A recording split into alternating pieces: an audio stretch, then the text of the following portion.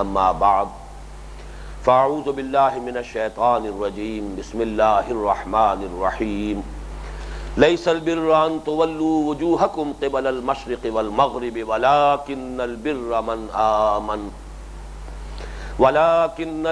من آمن باللہ والیوم الآخر والملائکۃ والکتاب والنبیین وآتى المال على حبه ذوي القربى واليتامى والمساكين وابن السبيل والسائلين وفي الرقاب وأقام الصلاة وآتى الزكاة والموفون بعهدهم إذا عاهدوا والصابرين في البأساء والضراء وحين البأس أولئك الذين صدقوا وأولئك هم المتقون صدق اللہ العظیم۔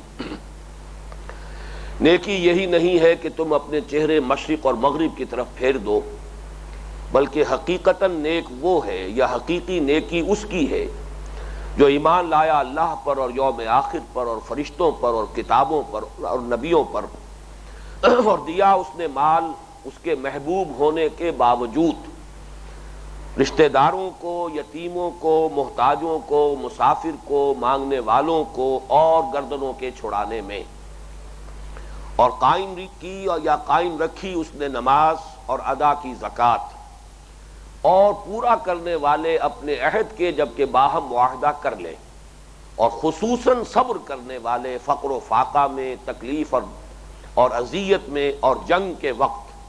یہی ہیں وہ لوگ کہ جو سچے ہیں، اور یہی ہیں وہ لوگ کہ جو حقیقتاً متقی ہیں۔ اللہم ربنا اجعلنا منہم۔ پچھلی نشست میں ہم نے اس آیہ مبارکہ کے بارے میں 4 تمہیدی باتیں نوٹ کر لیں۔ اب ہمیں سب سے پہلے تو اس آیت مبارکہ کا جو لب لباب ہے، جو اصل حاصل ہے، جس کے ضمن میں لفظ تذکر بالقرآن پہلے استعمال کر چکا ہوں اور اس کے بارے میں کچھ وضاحت بھی کی جا چکی ہے، اس آیہ مبارکہ سے جو اصل سبق مل رہا ہے وہ کیا ہے؟ اگر ہم اسے چند الفاظ میں معین کریں تو وہ یوں ہوگی بات کہ نیکی کا اصل تعلق یا اصل نیکی کا تعلق مظاہر سے نہیں ہے اور مختلف اعمال سے نہیں ہے، بلکہ نیکی کی اصل حقیقت ایک روح باطنی ہے جو انسان کے وجود میں سرایت کرتی ہے، اور جب وہ انسان کے وجود میں سرایت کرتی ہے تو اس کی پوری شخصیت میں اس کی برکات، اس کے ثمرات ظاہر ہوتے ہیں۔ اس میں پھر انسانوں کے لیے ہمدردی کا جذبہ، خدمت خلق کا مادہ، اللہ تعالیٰ کے حقوق کی ادائیگی، عبادات کا التزام، اپنے وعدوں پر پورا اترنا، معاملات کو درست رکھنا، پھر یہ کہ صبر مصائب میں، مشکلات میں، تکالیف میں، فقر و فاقہ میں، یہاں تک کہ جنگ میں بامردی کا ثبوت دینا، مظاہرہ کرنا، یہ تمام اس ایک شخصیت کے مظاہر ہیں۔ یہ گویا کہ ایک وحدت ہے، ایک اکائی ہے، آرگینک ہول ہے۔ وہ روح نیکی، روح تقویٰ جب کسی کے باطن میں سرایت کرے گی تو اس کا ظہور اس کی مکمل شخصیت میں اس طور سے ہوگا۔ اب آئیے کہ ہم اس کے مختلف حصوں پر ذرا تفصیل میں اور گہرائی میں غور کریں۔ لیس البر ان تولوا وجوہکم قبل المشرق والمغرب، اس کا ترجمہ میں نے کیا ہے نیکی یہی نہیں ہے۔ اس کا مطلب کیا ہے کہ یہ بھی اگرچہ نیکی ہے لیکن کل نیکی یہ نہیں ہے۔ اگر انداز یہ ہو کہ کسی شے کی نفی کرنی مقصود ہو کہ یہ عمل سرے سے نیکی میں شامل ہی نہیں، تو پھر ہم یہ کہیں گے اردو میں یہ کوئی نیکی نہیں ہے۔ جب ہم کہیں گے یہ کوئی نیکی نہیں ہے تو گویا کہ اس کی کلی نفی ہوگی۔ جب یہ کہا جائے کہ نیکی یہی نہیں ہے تو اس میں اس فعل کی بھی نفی نہیں ہے، نیکی میں وہ بھی شامل ہے، لیکن اگر پورا تصور جو ہے نیکی کا اسی کے ساتھ وابستہ ہو کر رہ جائے تو یہ مغالطہ ہوگا۔ اس کے ضمن میں ذرا جو گرامر کا اور نحو کا جو ایک معاملہ ہے اس کو ذرا اچھی طرح نوٹ کر لیجئے، اور تقابل کے لیے یہ بھی قرآن مجید کا خاص اسلوب ہے۔ یہ جو تقابل جو ہے آپ کو بالعموم نظر آ جائے گا، کسی شے کی گہرائی میں غور کرنے میں اگر کوئی سوال پیدا ہوگا تو قریب ہی میں کہیں اس کا کوئی دوسرا استعمال بھی، وہی اسلوب یا وہی لفظ کسی دوسرے سلسلے میں آئے گا جس سے کہ سہولت حاصل ہو جائے گی ان کے مابین فرق اور امتیاز کو سمجھنے کی۔ مثلا اسی سورہ بقرہ میں 24ویں رکوع میں صرف 3 رکوع آگے چل کر آیت نمبر 189 ہے، لیس البر بأن تأتوا البیوت من ظہورها ولکن البر من اتقى، یہ کوئی نیکی کی بات نہیں ہے کہ تم اپنے گھروں میں پچھواڑے سے داخل ہو۔ اس کا پس منظر یہ ہے کہ اہل عرب کا، اہل مکہ کا یہ رواج تھا کہ جب وہ ایک مرتبہ، چونکہ حج تو آپ کو معلوم ہے کہ اس وقت ایام جاہلیت میں بھی جاری تھا، یہ سلسلہ تو چل رہا تھا حضرت ابراہیم سے لے کر، اس میں کبھی کوئی تعطل پیدا نہیں ہوا، مکے والے حج کرتے تھے، لیکن ان کے ہاں ایک غلط رسم یہ جو ہے رواج پا گئی تھی کہ ایک مرتبہ اگر کوئی شخص اپنے گھر سے احرام باندھ کر نکل آیا تو اب اگر کسی شدید ضرورت سے اسے دوبارہ گھر جانے کی ضرورت پیش آ جائے تو اب وہ کیسے جائے؟ وہ تو گھر سے نکل چکا ہے احرام باندھ کر، لہذا کہیں پچھواڑے سے پھلانگ کر یا نقب لگا کر جاتے تھے، اور یہ سمجھتے تھے یہ بڑا نیکی کا کام ہے۔ اس کی نفی کی گئی، یہ سرے سے کوئی نیکی کا کام نہیں، یہ تو تمہارا ایک اپنا گھڑا ہوا خیال ہے، من گھڑت بات ہے، دین میں اس کی کوئی حیثیت نہیں۔ تو وہاں فرمایا گیا لیس البر، یہاں برو پیش کے ساتھ ہے، اور اس آیت میں لیس البر، اب یہ زبر اور پیش کی وجہ سے زمین و آسمان کا فرق واقع ہوا ہے۔ لیسا جو ہے، ویسے اہل نحو کہتے ہیں کہ یہ بھی افعال ناقصہ سے مشابہ ہے، اگرچہ پوری طرح افعال ناقصہ میں سے نہیں ہے، کانا، باتا، سارا یہ افعال ناقصہ ہیں، اور ان کا عمل یہ ہوتا ہے کہ یہ اگر جملہ اسمیہ پر آئیں گے تو مبتدا جسے کہا جاتا ہے کانا کی کا اسم، یہ تو جوں کا تو مرفوع رہے گا، لیکن خبر جو ہے وہ منصوب ہو جائے گی، اس پر زبر آئے گا۔ جیسے لیس البرو، یہاں پر گویا کہ بر جو ہے آیت نمبر 189 میں یہ اسم ہے، لیسا کا اسم یا یہ مبتدا ہے، یہ اسی طرح حالت رفع میں قائم رہی، لیکن یہاں آیا ہے لیس البر، معلوم ہوا کہ یہ بر یہاں پر خبر ہے جو مقدم کر دی گئی ہے، اور خبر جو ہے وہ عام طور پر نکرہ ہوتی ہے، اس پر الف لام داخل ہوا، یہ الف لام حصر کا ہے، یعنی کل نیکی یہ نہیں ہے۔ تو گویا کہ یہ صرف زبر اور پیش کے فرق سے زمین و آسمان کا فرق واقع ہو گیا۔ لیس البر بأن تأتوا البیوت من ظہورها، یہ کوئی نیکی نہیں ہے کہ تم گھروں میں ان کے پچھواڑوں سے داخل ہو۔ یہاں فرمایا لیس البر ان تولوا وجوہکم قبل المشرق والمغرب، نیکی یہی نہیں ہے، تم نے سارا جو ہے اہم معاملہ یہی سمجھ لیا ہے، تمہارے ساری تشویش اسی سے متعلق ہو کر رہ گئی ہے، تم نے انہی ظواہر کو اصل حقیقت سمجھ لیا ہے، تو کل نیکی یہ نہیں ہے، یا ہم عام رواں ترجمے میں کہیں گے نیکی یہی نہیں ہے کہ تم اپنے چہروں کو مشرق و مغرب کی طرف پھیر دو۔ اب اس میں دوسری بات جو نوٹ کرنے کی ہے، جیسے ہم نے سورۃ العصر میں لفظ عصر اور دہر کا فرق نوٹ کیا تھا کہ الفاظ کے اندر بھی اور ان میں جو ذرا سا فرق ہے، بڑی قیامت مضمر ہے، بڑی ہمارے لیے رہنمائی ہے، معرفت ہے، علمی نکات ہے۔ لفظ بر کہاں سے بنا ہے؟ با را را، یہ بر اور بر صرف زیر اور زبر کا فرق ہے، وہاں ابھی ہم نوٹ کر رہے تھے پیش اور زبر کا فرق، یہاں یہ زیر اور زبر کا فرق ہے، بر اور بر۔ بر کسے کہتے ہیں؟ بر و بحر، یہ خشکی، بحر میں جب تک انسان ہوتا ہے، سمندر میں ہو، ظاہر بات ہے ہچکولے لگ رہے ہیں، کشتی ہے، طوفان بھی آ رہا ہے، لہریں بھی اٹھ رہی ہیں، وہ اطمینان اور طمانینت قلبی انسان کو نہیں ہوتی کہ جو خشکی پر ہے۔ سمندر میں آپ کشتی میں سوار تھے، جیسے ہی خشکی پر پاؤں رکھا، اب ایک طرح سے ایک سینس آف سیکیورٹی جو ہے، ایک کانفیڈنس سا پیدا ہوتا ہے، اطمینان سا پیدا ہو جاتا ہے۔ تو در حقیقت یہ جو مادہ ہے با را را، اس کا اصل مفہوم ہے اطمینان، سکون، تشویش کا ختم ہو جانا، اور ایک طرح کی اطمینان اور سکون کی کیفیت کا پیدا ہو جانا۔ گویا کہ اس اعتبار سے لفظ ایمان اور امن سے بہت قریب ہے یہ لفظ۔ اب یہاں نوٹ کیجئے، یہ جو نیکی کے افعال ہیں، ان کا بھی در حقیقت سب سے اہم نتیجہ جو نکلتا ہے وہ یہی ہے کہ انسان کو سکون حاصل ہوتا ہے۔ آپ نے کسی بھوکے کو کھانا کھلایا، آپ کو خود بخود اندازہ ہوگا، تجربہ ہوتا ہے انسان کو، طبیعت میں کیسی فرحت ہوتی ہے، ایک اطمینان، سکون، انشراح کی کیفیت۔ آپ نے کسی کی تکلیف کو رفع کر دیا، اس سے خود آپ کو جو اس کا اجر اللہ کے ہاں ملنا ہے یا جو وہ شکریہ ادا کرے گا وہ تو بات کی بات ہے، خود آپ کو فوری اور نقد جو ہے ایک اس کا بدلہ ملتا ہے، اور وہ ایک داخلی سکون اور اطمینان ہے۔ اصل میں میرے سامنے اس وقت ایک نظم ہے جو میٹرک کے زمانے میں انگریزی کی جو ہم نے کتاب پڑھی تھی نظموں کی، ان میں نمبر 2 نظم یہ تھی، بلیو اٹ اور not, Charities that soothe and heal and bless are scattered over the feet of men like flowers.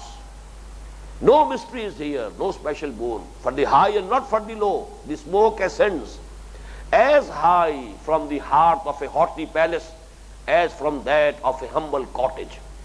اس میں جو پہلا جملہ ہے charities that soothe and heal and bless, یہ خیرات کے کام، بھلائی کے کام، خدمت خلق کے کام، نیکی کے کام، ان کا ایک سودنگ ایفیکٹ ہوتا ہے. That soothe and heal and bless, یہ زخموں کو گویا کہ مرہم جیسے زخموں پر رکھ دیا جائے، ایسے ہی جن کی آپ نے تکلیف رفع کی ہے اس کے بھی زخم پر مرہم رکھا گیا، اسے بھی سکون حاصل ہوا ہے. خود آپ کو محسوس ہوگا کہ آپ کے دل کو ٹھنڈک ملی ہے. تو گویا کہ یہ دو طرفہ عمل ہے، charities that soothe and heal and bless. اور بڑا عمدہ خیال ہے کہ یہ چیزیں جو ہے یہ تو انسان کے قدموں میں پڑی ہوئی ہیں. اللہ تعالیٰ نے پیدا کرنے والے نے سب کے لیے ان کو یکساں مواقع فراہم کر دیے ہیں. ان میں کوئی اللہ تعالیٰ کی طرف سے جو ہے کسی کے لیے خصوصی فیور نہیں ہے. غریب آدمی بھی کام کر سکتا ہے. اگر ایک روٹی کسی کے پاس ہے اس میں سے آدھی اس نے دوسرے کو دے دی ہے تو اس کو ساری وہ اس کی جو کیفیات ہے، وہ جو روحانی خوشی ہے، جو اطمینان قلب ہے، اسے حاصل آ جائے گا. اگر کوئی شخص ملینئر ہے اور اس نے بہت بڑا یتیم خانہ کھول دیا ہے تو شاید اس سے اسے دل کی وہ ٹھنڈک حاصل نہ ہو جیسی کہ اس شخص کو حاصل ہو رہی ہے جس کے پاس ایک ہی روٹی تھی لیکن اس نے اس میں سے آدھی کاٹ کر کسی دوسرے شخص کو دے دی ہے ابنائے نو میں سے، کہ جس کے پاس وہ آدھی بھی نہیں ہے.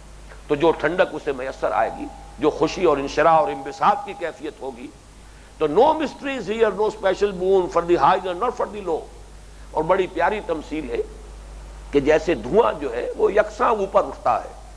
کوئی محل ہے اور اس کا بہت اعلیٰ کچن ہے، ہاٹی پیلس، اس کے کچن میں سے بھی دھواں اٹھے گا تو اسی طرح اوپر جائے گا. اور کوئی ہمبل کاٹیج ہے تو اس کی اگر کہیں کوئی اس کا بھی چولہا کہیں جل رہا ہے تو اس میں سے بھی دھواں اٹھے گا تو اسی طرح اوپر جائے گا. تو جیسے یہ دھواں فرق نہیں کرتا کہ یہ محل کی چمنی میں سے نکل رہا ہے یا کسی غریب کی کٹیا میں سے نکل رہا ہے، یہ اوپر کی طرف اٹھتا ہے. ایسے ہی یہ نیکیاں، یہ خیرات، صدقات، یہ خدمت خلق کے کام، یہ لوگوں کی تکلیفوں کو رفع کرنے کی کوششیں، یہ تمام چیزیں بھی پوری نوع انسانی کے لیے یکساں یہ میسر ہیں، سب کو یہ مواقع حاصل ہیں. لیکن میں نے اس وقت یہ نظم آپ کو سنائی ہے صرف اس حوالے سے کہ چیریٹیز کا لفظ اور اس کے ساتھ charities that soothe and heal and bless, لفظ بر کے ساتھ اس کا گہرا تعلق ہے معنوی. بر اطمینان والی جگہ ہے، جبکہ بحر اس میں کسی نہ کسی درجے میں تشویش رہتی ہے. لیکن یہ کہ اسی طریقے سے خیر کے کام، بھلائی کے کام، نیکی کے کام، وہ بھی انسان کے قلب کو سکون اور روحانی مسرت عطا کرنے والے ہیں. تو لیس البر ان تولوا وجوہکم قبل المشرق والمغرب. باقی بات جو ہے تفصیل سے بیان ہو چکی ہے کہ مشرق و مغرب کی طرف چہرے پھیر دینے کا کیا سوال ہوا. یہ وہی بات للہ المشرق والمغرب، وہ جو دو رکوع ہیں 17ویں اور 18ویں رکوع جو ہے سورہ بقرہ کے، دو رکوع ادھر جائیے تو للہ المشرق والمغرب فینما تولوا فثم وجہ اللہ، اور 3 رکوع ادھر آئے لیس البر ان تولوا وجوہکم قبل المشرق والمغرب. کل نیکی یہی نہیں ہے، نیکی کا دار و مدار اسی پر نہیں ہے. نیکی صرف یہی نہیں ہے کہ تم اپنے چہروں کو مشرق و مغرب کی طرف پھیر دو، لیکن اس اسلوب میں گویا کہ یہ بات لازم آئی کہ یہ بھی نیکی میں شامل ہے. یہ انشاءاللہ تعالی بعد میں میں تفصیل سے بیان کروں گا کہ ظواہر جو ہے وہ بھی ضروری ہے. لطافت بے کثافت جلوہ آرا ہو نہیں سکتی. ہم جب رسم پرستی کی نفی کرنے پر آتے ہیں تو اس سے محسوس ہوتا ہے کہ شاید رسم کی کوئی حیثیت نہیں. حالانکہ رسم کی اہمیت ہے، لیکن اس کو ضرورت سے زیادہ اہمیت دے دینا غلط ہے. جیسے رسم الخط ہے، قرآن کا بھی تو رسم ہی کہلاتا ہے نا، رسم عثمانی. اصل قرآن جو ہے وہ در حقیقت رسم عثمانی میں وہ قرآن ظاہر ہو رہا ہے. اس رسم کے بغیر قرآن کیسے ظاہر ہوگا؟ ہم کیسے قرآن کو پڑھیں گے، کیسے پڑھائیں گے؟ تو یہ رسم جو ہے، رسم قرآن جو رسم عثمانی ہے قرآن حکیم کا، بڑی اہمیت کا حامل ہے. اس رسم کی بھی پابندی بڑی ضروری ہے. جس طور سے اس مصحف میں لکھا گیا تھا اسی طور سے لکھو، ورنہ یہ ہے کہ قرآن مجید کے متن کے گم ہو جانے کا اندیشہ ہو جائے گا. کتاب اگر لکھا گیا ہے تے کی کھڑی زبر کے ساتھ اور تے الف نہیں اس میں لکھا گیا، اسی طریقے سے لکھا جائے گا. رسم کی اہمیت ہے. اسی طرح نماز کی ایک فارم ہے. ظاہر بات ہے جیسے کہ حضور نے فرمایا صلو کما رہے تو مونی اسلی، یہ رسم ہے اس کی، یہ اس کی فارم ہے، یہ اس کی شکل ہے، اس کی بھی اہمیت ہے۔ ہمیں اسی طرح نماز پڑھنی ہے جیسے کہ حضور نے پڑھی ہے اور جیسے کہ آپ نے پڑھنی سکھائی ہے، حضور کو حضرت جبرائیل نے سکھائی ہے۔ لہذا یہ رسم جو ہے اس کا سلسلہ بھی متصل ہے، اللہ تعالیٰ سے ہمیں یہ نماز کی شکل عطا ہوئی ہے۔ اگرچہ نماز کی روح باطنی ہوگی، تقویٰ ہے، حضور قلب ہے، خشوع و خضوع ہے، استحضار ہے، اس احساس کا موجود ہونا ہے کہ میں اللہ کے حضور میں حاضر ہوں۔ جب سجدہ انسان کرے تو محسوس کرے کہ گویا کہ جیسے کہ ایک حدیث میں الفاظ آئے ہیں، گویا کہ اس نے اپنا سر جو ہے اپنے رب کے قدموں میں رکھ دیا ہے، یہ اس کی روح ہے۔ لیکن رسم اپنی جگہ ضروری ہے، اس اعتبار سے جو میں نے عرض کیا تھا کہ یہ نہیں کہا گیا کہ یہ کوئی نیکی نہیں ہے کہ تم اپنے چہرے مشرق و مغرب کی طرف پھیر دو، بلکہ فرمایا گیا کہ نیکی یہی نہیں ہے کہ تم اپنے چہرے مشرق و مغرب کی طرف پھیر دو، یہ بھی نیکی ہے، اس کا بھی تمہیں اہتمام کرنا ہوگا۔ جیسا حکم دیا اللہ نے اپنے رسول کو اور رسول نے حکم دیا تمہیں صلی اللہ علیہ وسلم، اسی طور سے تمہیں کرنا ہوگا، یہ بھی اس نیکی کے اندر شامل ہے، لیکن کل نیکی یہ نہیں ہے۔ وَلَٰكِنَّ الْبِرَّ مَنْ آمَنَ، یہاں بھی تھوڑی سی صرف چونکہ وقت اب ختم ہو رہا ہے تو صرف یہاں پر بھی نحو کا ایک مسئلہ جو ہے وہ سمجھ لیجئے۔ وَلَٰكِنَّ الْبِرَّ بِرُّ مَنْ آمَنَ بِاللَّهِ، یہاں پہ لفظ بر جو ہے یہ محذوف ہے، بلکہ حقیقی نیکی تو اس کی نیکی ہے جو ایمان لایا اللہ پر اور یوم آخر پر اور فرشتوں پر اور کتابوں پر اور نبیوں پر۔ اس سے یہ معلوم ہوا کہ نیکی کی روح باطنی ایمان ہے۔ اب چونکہ ہمارا آج کا وقت ختم ہو رہا ہے تو اس وقت یہ بحث جو ہے میں پوری تفصیل کے ساتھ تو شروع نہیں کر سکتا، انشاءاللہ تعالی کل ہم اس پر جو ہے تفصیل کے ساتھ آگے بڑھیں گے، لیکن یہ نوٹ کر لیجئے کہ اس کا نتیجہ کیا نکلتا ہے۔ جو نتیجہ ہے وہ آج ہی سمجھ لیجئے، ایمان کے بغیر کوئی عمل خواہ کتنا ہی وہ نیکی کا عمل نظر آتا ہو اپنے ظاہر کے اعتبار سے حقیقتاً نیکی نہیں ہے۔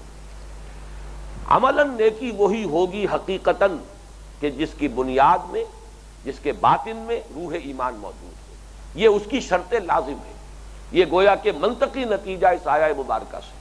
ویسے یہ کہ عام طور پر تو شاید یہ سمجھا جائے کہ یہ ہمارا بڑا ڈاگمیٹک انداز ہے، اس لیے کہ یہ مسائل سامنے آتے ہیں کہ آخر عیسائی ہے، کسی نے اتنا بڑا نیکی کا کام کیا، کسی نے اتنی بڑی فاؤنڈیشن قائم کر دی، کسی نے ایسا بڑا ادارہ بنا دیا، ہندو ہے گنگا رام اتنا بڑا ہسپتال بنا کر لاہور میں چلا گیا، فلاں نے یہ نیکی کا کام کیا، تو کیا یہ نیکی کا کام نہیں ہے؟ تو اچھی طرح نوٹ کر لیجئے، اس وقت اس کو چاہے آپ ڈاگمیٹیکلی سمجھ لیں، عقیدے کے اعتبار سے سمجھ لیں، لیکن یہ کہ قرآن مجید کے اس مقام سے یہ صراحتاً ثابت ہو رہا ہے کہ یہ تو شرط اول ہے۔ بظاہر تو یہ محسوس ہوتا ہے کہ نیکی تو اعمال سے متعلق ہے، ایمان ایک باطنی حقیقت ہے، نیکی کے بحث میں ایمان کی بحث کو لانا بظاہر ایک خیال ہو سکتا ہے کہ یہ ایک پہلے آپ حضرات کی توجہ اس جانب مبذول کراؤں گا کہ فلسفہ اخلاق کے دو سب سے بنیادی مسائل یہ ہیں۔ نمبر ایک کہ آیا اخلاقی اقدار مستقل ہیں یا یہ کہ حالات کی تبدیلی کے ساتھ تبدیل ہو جاتی ہیں۔ پہلا مسئلہ یہ ایتھیکل ویلیوز وہ پرماننٹ ہے یا نہیں؟ قرآن مجید کی روح سے وہ پرماننٹ ہیں، دائمی ہیں، فطرت انسانی میں مضمر ہیں۔ ایک تو وہ معاملات ہیں کہ جن کا تعلق شریعت سے ہے، میں اس کی بات نہیں کر رہا، بنیادی انسانی اخلاقی اقدار، بیسک ہیومن مورل ویلیوز، ان کے بارے میں قرآن کی ہدایت یہ ہے کہ یہ نفس انسانی میں ودیت شدہ ہے۔ وَنَفْسٍ وَمَا سَوَّاهَا فَأَلْهَمَهَا فُجُورَهَا وَتَقْوَاهَا۔ اللہ تعالیٰ نے نفس کی بھی قسم کھائی ہے، گواہ بنایا ہے نفس کو، اور جو اسے بنایا سنوارا اللہ نے، نفس انسانی معمولی شے نہیں ہے، اور اس میں الہامی طور پر فجور اور تقویٰ کا علم ودیت کر دیا ہے۔ انسان اپنی فطرت کی بنیاد پر جانتا ہے کہ کیا خیر ہے کیا شر ہے۔ پہلا تو یہ قول فیصل ہے قرآن حکیم کا، اور یہی وجہ ہے کہ قرآن مجید اصطلاح استعمال کرتا ہے معروف اور منکر۔ معروف وہ شے ہے جو نفس انسانی کے نزدیک جانی پہچانی ہوئی شے ہے کہ یہ خیر ہے، بھلائی ہے، سچ بولنا اچھا ہے، وعدہ وفا کرنا اچھا ہے، والدین کی خدمت اچھائی ہے، پڑوسی کے دکھ درد میں شرکت کرنا بہت اچھی بات ہے، انسان جانتا ہے۔ انسان اس کا محتاج نہیں ہے کہ یہ بنیادی تعلیمات اسے دی جائیں، یہ تو فطرت میں ہے۔ منکر وہ شے ہے جس سے طبیعت اباح کرتی ہے، نفس انسانی بھی فیصلہ کرتا ہے کہ یہ شے اچھی نہیں ہے، اس سے وہ اباح کرتا ہے، اسے وہ پسند نہیں کرتا۔ چاہے کوئی شخص جھوٹ بول رہا ہو، کیا کروں، مجبوری ہے، مصلحت ہے، لیکن اسے معلوم ہے کہ میں برا کام کر رہا ہوں۔ اگر وعدہ وہ توڑ رہا ہے، وعدہ کی خلاف ورزی کر رہا ہے، تو چاہے کچھ حالات ایسے ہیں کسی وجہ سے اپنے آپ کو جسٹیفائی کر رہا ہے کہ کوئی اور چارہ کار میرے پاس اس وقت اس کے سوا موجود نہیں ہے، لیکن جانتا ہے کہ برا کام کر رہا ہے۔ اس اعتبار سے پہلی بات تو یہ نوٹ کیجئے قرآن کے فلسفہ اخلاق کی کہ بیسک ہیومن مورل ویلیوز یہ پرماننٹ ہے اور نفس انسانی کے اندر ودیعت شدہ ہے۔ دوسرا جو اصل مسئلہ ہے وہ در حقیقت موٹیویٹنگ فورس کا ہے، جذبہ محرکہ۔ میں جانتا ہوں کہ سچ بولنا اچھا ہے، لیکن سچ بولوں گا تو نقصان ہو جائے گا۔ اب وہ کون سی طاقت ہے جو مجھے سچ بولنے پر مجبور کرے گی؟ یہ ہے اصل شے۔ میں جانتا ہوں کہ جھوٹ بولنا برا ہے، لیکن جھوٹ بولتا ہوں تو مجھے یہ فائدہ ہوتا ہے، نفع ہو رہا ہے۔ نفس جو ہے اس کے اندر نفع کی خواہش موجود ہے، اس کے لیے لالچ ہے، اٹریکشن ہے، میلان ہے۔ اب وہ کون سی طاقت ہے جو مجھے روکے گی جھوٹ بولنے سے؟ وَنَهَى النَّفْسَ عَنِ الْهَوَىٰ جو کہا گیا قرآن مجید میں، جو شخص اپنی نفس کی خواہشات کی لگام کھینچ کر رکھتا ہے، جو روکتا رہتا ہے نفس کو خواہشات سے، لیکن اس کے لیے جذبہ محرکہ چاہیے، موٹیویٹنگ فورس چاہیے۔ تو در حقیقت ایمان کا جب آپ تجزیہ کریں گے تو ایمان کا تعلق ہے اس جذبہ محرکہ سے۔ کس جذبہ محرکہ کے تحت انسان نیکی کا ارتکاب کرے، کیوں وہ بدی سے بچے؟ اس کے لیے سب سے پہلی چیز یہ ہے مثبت جذبہ محرکہ، وہ اللہ کی محبت، ایمان باللہ کا تعلق۔ یہاں اس وقت ہم ایمان اور ایمان کے لفظی معنی اور ایمان کی اقسام اب اس بحث میں نہیں جائیں گے، بلکہ یہاں گفتگو ہو رہی ہے کہ نیکی کی اس بحث سے ایمان کا کیا تعلق ہے، کہ ایمان باللہ اور ایمان بالآخرہ یہ دونوں کا تعلق جو ہے وہ موٹیویشن سے ہے، جذبہ محرکہ سے ہے۔ کوئی شخص نیکی کیوں کرے؟ اگر ایک روٹی تھی اس میں سے آدھی بانٹ کر کیوں دے کسی دوسرے کو؟ اگر محسوس ہو رہا ہے کہ میرے اپنے ذخائر ختم ہو رہے ہیں، میرا اپنا سٹور جو ہے گندم کا وہ ڈپلیٹ ہو رہا ہے، تو کیوں وہ بھوکوں کو اس میں سے دے قحط کے عالم میں؟ ظاہر بات ہے اس کے لیے کوئی بڑا قوی جذبہ چاہیے، کوئی بہت بڑا محرک چاہیے، بہت مؤثر عامل چاہیے۔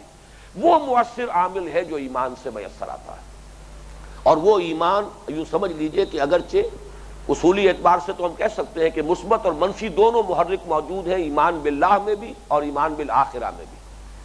اللہ تعالیٰ کا خوف، اللہ کی پکڑ کا خوف، محاسبہ اخروی کا خوف، اما من خاف مقام ربہ، جو ڈرتا رہا اپنے رب کے سامنے کھڑے ہونے سے، وَنَهَى النَّفْسَ عَنِ الْهَوَىٰ، اور اس نے اپنے نفس کو روکے رکھا خواہشات سے، تو معلوم ہوا کہ اللہ کا خوف یہ ایک منفی جذبہ ہوگا، لیکن یہ بھی در حقیقت ایک موٹیویشن دیتا ہے بدی سے رکنے کی۔ لیکن دوسرا مثبت پہلو اس کا ہوگا اللہ کی محبت، جیسے کہ بار بار قرآن میں آتا ہے، اس سے بڑی اپیل اور کوئی نہیں، واللہ یحب الصابرین واللہ یحب الصادقین۔ اللہ تعالیٰ کو تو وہ پسند ہے، اللہ ان سے محبت کرتا ہے۔ محبت مجھے ان جوانوں سے ہے ستاروں پہ جو ڈالتے ہیں کمند، ان اللہ یحب الذین یقاتلون فی سبیلہ صفا کانہم بنیان مرصوص۔ تو اللہ کی محبت ایمان باللہ کا مثبت پہلو، اللہ کا خوف یہ ایمان باللہ کا منفی پہلو۔ اسی طریقے سے ایمان بالآخرہ، جہنم سے بچنے کا جذبہ یہ ایک منفی جذبہ ہے، اور جنت کے حصول کی خواہش یہ ایک مثبت جذبہ ہے۔ تو گویا کہ ایمان باللہ اور ایمان بالآخرہ دونوں میں یہ موٹیویشن جو ہے پازیٹو اور نیگیٹو دونوں موجود ہیں، لیکن بائی اینڈ لارج یہ کہا جائے گا کہ ایمان باللہ ایک مثبت جذبہ ہے، یہ در حقیقت انسان کو خیر پر آمادہ کرنے والا ہے۔ یہ اگرچہ ایشو جو ہے عیسائی مبلغین کی طرف سے اور مبشرین کی طرف سے مسلمانوں پر عام طور پر اور قرآن پر یہ اعتراض کیا گیا ہے کہ مسلمانوں کے ہاں اور قرآن میں بھی اللہ کے خوف پر زیادہ زور دیا گیا ہے، جبکہ ان کے ہاں اللہ کی محبت پر زیادہ زور ہے۔ تو واقعہ در حقیقت یہ ہے کہ قرآن مجید نے بھی زیادہ زور اور زیادہ ایمفیسس جو ہے وہ اللہ کی محبت پر دیا ہے، لیکن یہ کہ بگڑے ہوئے معاشرے میں جہاں پر سب لوگ مریض نظر آ رہے ہیں وہاں وہ بشارت اور محبت کے قدردان جو ہے وہ کم ہے۔ وہاں ضرورت ہے وہ جس کو اقبال نے کہا ہے کہ پھول کی پتی سے کٹ سکتا ہے ہیرے کا جگر، مرد ناداں پر کلام نرم و نازک بے اثر۔ وہاں تو کوئی ہتھوڑے جو ہے ان کی ضرورت ہوتی ہے، تو وہ بجلی کا کڑکا تھا یا صوت ہادی عرب کی زمین جس نے ساری ہلا دی۔ تو ایک مریض کی کیفیت کچھ اور ہوتی ہے، مریض کو کڑوی دوا دی جائے گی، وہ غذا کو ایسیمیلیٹ کرنے کی پوزیشن میں نہیں ہے، اس کے علاج معالجے کے لیے کڑوی دوا ضروری ہے۔ اس اعتبار سے بظاہر نمایاں ہے، ورنہ یہ کہ حقیقتاً قرآن مجید نے بھی، اور اس کا سب سے بڑا ثبوت سورہ فاتحہ میں ہے کہ سورہ فاتحہ میں اللہ تعالیٰ کا جو تعارف ہے وہ کس حوالے سے ہے؟ الحمدللہ رب العالمین الرحمن الرحیم۔ یہ سارے تو وہ مثبت وہ پہلو ہیں جن کے بنا پر شکر اور حمد اور محبت اس کے جذبات پیدا ہوتے ہیں۔ تیسری آیت میں کہیں جا کر آیا ہے مالک یوم الدین، اور اس میں بھی عذاب کو اتنا نمایاں نہیں کیا گیا، صرف یہ کہ جزا و سزا کے دن کا مالک ہے، مختار مطلق وہی ہوگا، فیصلہ اسی کے ہاتھ میں ہوگا۔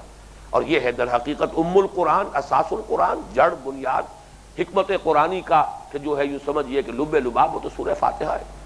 بہرحال یہاں یہ سمجھیے کہ ایمان باللہ اور ایمان بالآخرہ یہ در حقیقت موٹیویٹنگ فورس فراہم کرتے ہیں، جذبہ محرکہ، یہ روح ہے نیکی کی۔ اس کے ضمن میں بھی میں اشارہ کرنا چاہتا ہوں کہ مغرب کے فلاسفہ میں سے کانٹ بہت ہی اہمیت کا حامل ہے، اس کے بارے میں یہ باتیں آپ حضرات کے علم میں ہوں گی کہ اس نے ایک کتاب لکھی تھی، جیسے علامہ اقبال نے جب نظم لکھی تھی شکوہ، تو بڑا شور برپا ہو گیا تھا، ان کے خلاف جو ہے کچھ لوگوں نے آوازیں بھی اٹھائیں، اللہ کے ساتھ اس طرح کا انداز اور اس طریقے سے جو ہے گستاخانہ انداز کلام۔ اسی انداز کی کتاب تھی کریٹیک آف پیور ریزن، جس میں کہ کانٹ نے یہ ثابت کیا کہ اللہ تعالیٰ کے وجود، خدا کی ہستی کو کسی دلیل سے ثابت نہیں کیا جا سکتا۔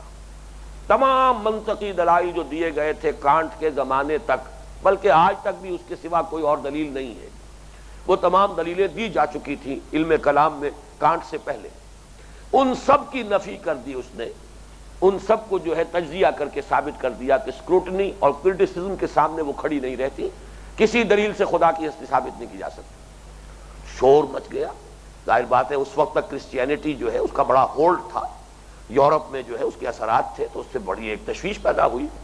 پھر اس نے ایک کتاب لکھی ہے کریٹیک آف پریکٹیکل ریزن، یہ عقل عملی، وہ عقل خالص تھی، یہ عقل عملی ہے، یہ گویا کہ جواب شکوہ کے مانند ہے۔ علامہ اقبال نے پھر جب جواب شکوہ لکھی ہے تب لوگوں کو اطمینان ہو گیا اور سکون حاصل ہو گیا، اس کے اندر وہ تمام سوالات جو اٹھائے تھے علامہ نے، در حقیقت وہ لوگوں کے ذہن کو بیدار کرنے کے لیے، چونکانے کے لیے ایک انداز تھا جو اختیار کیا۔ لیکن کانٹ نے جو بات ثابت کی ہے کریٹیک آف پریکٹیکل ریزن میں، وہ یہ ہے کہ no morality is possible without believing in God, اخلاق کی کوئی بنیاد ہی نہیں بن سکتی۔ اس کی وجہ یہی ہے، کوئی جذبہ محرکہ نہیں، میں کیوں جھوٹ نہ بولوں جبکہ مجھے فائدہ ہو رہا ہے۔ وہ شعر میں نے بارہا آپ کو سنایا ہے کہ اے دیانت بر تو لعنت از تو رنجے یافتم، اور اے خیانت بر تو رحمت از تو گنجے یافتم۔ اے خیانت اور بے ایمانی، تجھ پر رحمتیں ہوں اللہ کی، تیری وجہ سے، تیرے ذریعے سے مجھے دولت مل گئی، اربوں مل گئے، اب تو آج کل تو آپ کو معلوم بلینز میں بات ہوتی ہے، اربوں میں، کروڑوں کی بات نہیں رہی۔ اور اے دیانت بر تو لعنت، یہ دیانت اور سچائی تجھ پر لعنت ہو، تیری وجہ سے مجھے رنج ہی رنج ملا۔ بہترین دوست کے سامنے آپ سچی بات کہیے، ناراض ہو جائے گا، اپنے گھر والوں سے سچی بات کہیے، ناراض ہو جائیں گے۔ تو معلوم یہ ہوا کہ جبکہ دنیا جو ہے وہ تو اس رنگ میں چل رہی ہے، تو ایک شخص سچائی پر کیوں قائم رہے؟ اسے ایک بڑے مثبت جذبے کی ضرورت ہے، کوئی سہارا چاہیے، کوئی موٹیویشن چاہیے، کوئی جذبہ محرکہ چاہیے۔ وہ جذبہ محرکہ ہے کہ جو ایمان باللہ اور ایمان بالآخرہ فراہم کرتے ہیں۔ تو کوئی موریلٹی ممکن نہیں ہے، کوئی اخلاقی زندگی ممکن نہیں ہے جب تک کہ اللہ کو نہ مانا جائے۔ قرآن مجید نے اس معاملے میں دلیل زیادہ جو اختیار کی ہے وہ ایمان بالآخرہ کی ہے۔ Morality is impossible without believing in the resurrection and the life hereafter۔ اس کے لیے جو سورہ علق کی 3 آیتیں ہیں، پہلی 5 آیتیں تو پہلی وہی، اس کے بعد کی 3 آیتیں ظاہر بات ہے کہ بالکل ابتدائی زمانے میں نازل ہوئی ہیں، وہ فیصلہ کن ہے۔ کلا ان الانسان لیطغی، کوئی نہیں، انسان طغیانی پر، سرکشی پر، جھوٹ پر، وعدہ خلافی پر، ظلم پر، تعدی پر آمادہ ہو ہی جاتا ہے۔ کیوں ہو جاتا ہے؟ الراہ استغنا، اس لیے کہ دیکھتا ہے اپنے آپ کو آزاد، بے پرواہ، مستغنی، میں نے جھوٹ بولا، میری زبان پر چھالا بھی نہیں پڑا، میں حرام کھا گیا ہوں، سب رچ گیا، پچ گیا، ہضم ہو گیا، میری تو عزت ہو رہی ہے دنیا میں، چاہے میں حرام ذریعے سے دولت کما رہا ہوں لیکن لوگ میرے سامنے جھکتے ہیں، معاشرے میں پذیرائی ہے، عزت ہے۔ معلوم ہوا کہ یہ جو اس دنیا میں فزیکل لاز جو ہے وہ ہولڈ کرتے ہیں پوری طرح، زہر کھائیے مر جائیں گے، انگارہ زبان پر رکھیے زبان جل جائے گی، کوئی انگارہ نہیں اٹھائے گا، زبان پر نہیں رکھے گا، جھوٹ بولنے سے کچھ نہیں ہوتا، نہ چھالا پڑتا ہے نہ کوئی تکلیف۔ تو یہ جو فزیکل لاز ہیں وہ یہاں ایفیکٹو ہیں، انفورس ہیں، مورل لاز یہاں پر نافذ ہے ہی نہیں۔ جھوٹ بولتے جائیے اور کچھ نہیں ہوگا دنیا میں، کچھ ہوگا بھی تو کہیں دور جا کر اس کا کوئی فوری جو ہے نتیجہ نہیں نکلے گا۔ حرام خوری کرتے رہیے، ہڑپ کر جائیے، لوگوں کی میراث جو ہے ناجائز طور پر ہڑپ کر جائیے، بہنوں کا حصہ کھا جائیے، کچھ نہیں ہوگا، سب رچ پچ جائے گا۔ اس اعتبار سے انسان بڑھتا چلا جاتا ہے سرکشی میں اور غلط حرکتوں میں، معصیت میں۔ علاج کیا ہے؟ ان الی ربک الرجع، یقیناً تیرے رب کی طرف لوٹنا ہے۔ یہ یقین جو ہے آخرت کا، یہ ہے کہ جو انسان کے اپنے اندر سے، جسے میں نے کہا ہے کہ لگام کو کھینچ کر رکھنے والی چیز، اپنے رب کے حضور میں حاضر ہونا ہے۔ اما من خاف مقام ربہ ونہى النفس عن الہوى، یہ آیت بڑی عظیم ہے، اس کے دو ٹکڑے جو ہے وہ آپس میں مربوط ہیں۔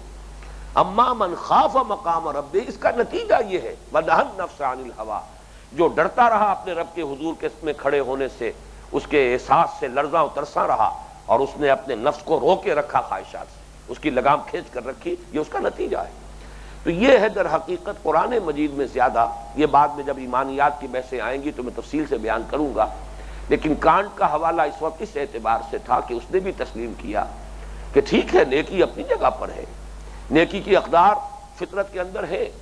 یہ تو صرف مارکسزم ایک فلسفہ ایسا آیا ہے کہ جس نے یہ بات جو ہے اس کو تسلیم کیا یا بیان کیا ہے کہ معاشی حالات فیصلہ کن ہوتے ہیں، معاشی فیکٹرز اگر تبدیل ہو جائیں تو مورل ویلیوز بھی بدل جاتی ہیں۔ باقی دنیا میں یہ بات مسلم مانی گئی ہے ہمیشہ کہ مورل ویلیوز پرماننٹ ہے، دائم و قائم ہے، فطرت انسانی میں موجود ہے۔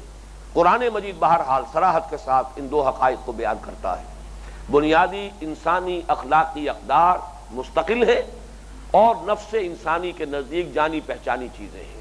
نیکی کی طرف میلان ہے انسان کی فطرت کا، اور بدی سے، برائی سے اباہ کرتی ہے فطرت انسانی۔ یہ حقائق ہیں، البتہ یہ کہ اس کے لیے موٹیویشن جو درکار ہے وہ موٹیویشن ہے کہ جو ایمان باللہ اور ایمان بالآخرت سے ملے گی۔ اب آگے چلیے ایمان بالرسالت، وَلَٰكِنَّ الْبِرَّ مَنْ آمَنَ بِاللَّهِ وَالْيَوْمِ الْآخِرِ وَالْمَلَائِكَةِ وَالْكِتَابِ وَالنَّبِيِّينَ، ان تینوں کو بریکٹ کر لیجئے تو یہ ایمان بالرسالت ہے۔ ملائکہ یہ ذریعہ ہے وحی لانے کا، ہدایت لانے کا، یہ گویا کہ لنک ہے اللہ کے اور نبیوں کے درمیان۔ جو پیغام آیا، جو وحی آئی، اس کا ریکارڈ کتابوں کی شکل میں، چاہے وہ تورات تھی، چاہے وہ انجیل تھی، چاہے زبور تھی، اور چاہے وہ اس کی آخری کتاب نو انسان پیام آخری حامل رحمت للعالمین، وہ قرآن مجید ہے۔ تو ملائکہ وحی لانے والے، وحی کا ریکارڈ کتابوں کی شکل میں۔ الکتاب بظاہر یہاں واحد ہے، لیکن یہاں بھی الکتاب، ال جو اس میں لگا ہے وہ حصر کے لیے، تمام کتابوں پر ایمان۔ وہ ایمان لایا اللہ پر اور یوم آخر پر اور تمام فرشتوں پر، تمام کتابوں پر، تمام نبیوں پر، والنبیین، نبیین تو یہاں پر جمع کا صیغہ ہے ہی۔ ان تینوں کو جمع کیجئے تو یہ ایمان بالرسالت ہے۔ ایمان بالرسالت کا نیکی کی بحث کے ساتھ کیا تعلق ہے؟ یہ بھی ایک بڑا گہرا مسئلہ ہے۔ ایمان بالرسالت دو چیزیں کنٹریبیوٹ کرتا ہے نیکی کی اس بحث میں۔ نمبر ایک، نیکی کے جذبے کو فارم عطا ہوتی ہے رسالت کے ذریعے سے۔ آپ کے دل میں ایک جذبہ ابھرتا ہے بندگی کا، عبودیت کا، اس کو کیسے ظاہر کریں، نماز کیسے پڑھیں، یہ نبوت و رسالت سے معلوم ہوا۔ آپ کے اپنے اندر جذبات ہیں، آپ اللہ کا شکر ادا کرنا چاہتے، کیسے ادا کریں یہ معلوم ہوگا آپ کو طریقہ۔ وہ فارم جو ہے، وہ رسم کہہ لیجئے، رسم برے سینس میں نہیں، بلکہ میں نے جیسا کہ عرض کیا تھا کہ رسم ایک ضرورت ہے۔ لطافت بے کثافت جلوہ آرا ہو نہیں سکتی۔ ہر مانوی حقیقت کو اپنے ظہور کے لیے کوئی نہ کوئی مادی خول درکار ہے۔ ہر وصف جو ہے، ہر صفت اپنے ظہور کے لیے کسی بدن، کسی فزیکل جو ہے وہ وجود کی محتاج ہے۔ اس اعتبار سے روح نیکی، روح تقوی، روح دین، روح ایمان، اس کو بھی اپنے ظہور کے لیے کچھ مظاہر جو ہے وہ درکار ہے۔ ان مظاہر کی شکل جو ہے وہ ہے انبیاء کے ذریعے سے، کیا کام کرنا ہے، کیسے کرنا ہے۔ اس کے لیے تمام ہمارے لیے عملی جو ہدایت ہے وہ ہے جو کہ ہمیں انبیاء اور رسول کے ذریعے سے ملے گی، نمبر ایک۔ اور نمبر دو اور اہم تر بات یہ ہے کہ اسی کے ذریعے سے ایک ماڈل سامنے آتا ہے جس میں تمام نیکی کی اقدار کو توازن اور اعتدال کے ساتھ سمو دیا گیا ہو۔ اگر ماڈل نہیں ہوگا تو اس بات کا امکان موجود ہے کہ نیکی بھی چونکہ ایک جذبہ ہے اور جذبہ اندھا ہوتا ہے، یہ جذبہ بھی حد اعتدال سے تجاوز کر سکتا ہے، اور حد اعتدال سے تجاوز کر جائے گا تو نیکی کا جذبہ برائی کو وجود میں لانے کا سبب بن جائے گا، جس کی سب سے بڑی مثال رہبانیت ہے۔ اس کی مثالیں میں انشاءاللہ اگلی نشست میں کچھ احادیث کے حوالے سے بھی آپ کے سامنے رکھ دوں گا، ابھی یہ بحث ہماری مکمل نہیں ہوئی ہے، لیکن اصولی طور پر نوٹ کر لیجئے کہ یہاں نیکی کی بحث میں جو ایمانیات خمسہ آئے، ایمان باللہ، ایمان بالآخرہ، یہ در حقیقت مثبت اور منفی موٹیوز ہیں، یہ جذبہ محرکہ ہے، یہ وہ موٹیویٹنگ فورس ہے کہ جو انسان کو نیکی کی طرف دھکیلے گی، نیکی پر مائل کرے گی، نیکی پر آمادہ کرے گی۔ اور نیکی کے لیے فارم، نیکی کے لیے حیولہ، نیکی کے لیے صورت و شکل، نیکی کے لیے رسم، اور نمبر دو اس میں اعتدال اور توازن، اس کے لیے ہمارے پاس انبیاء اور رسولوں پر ایمان، اس کے سوا کوئی چارہ نہیں ہے۔ بارک اللہ لی ولکم فی القرآن العظیم۔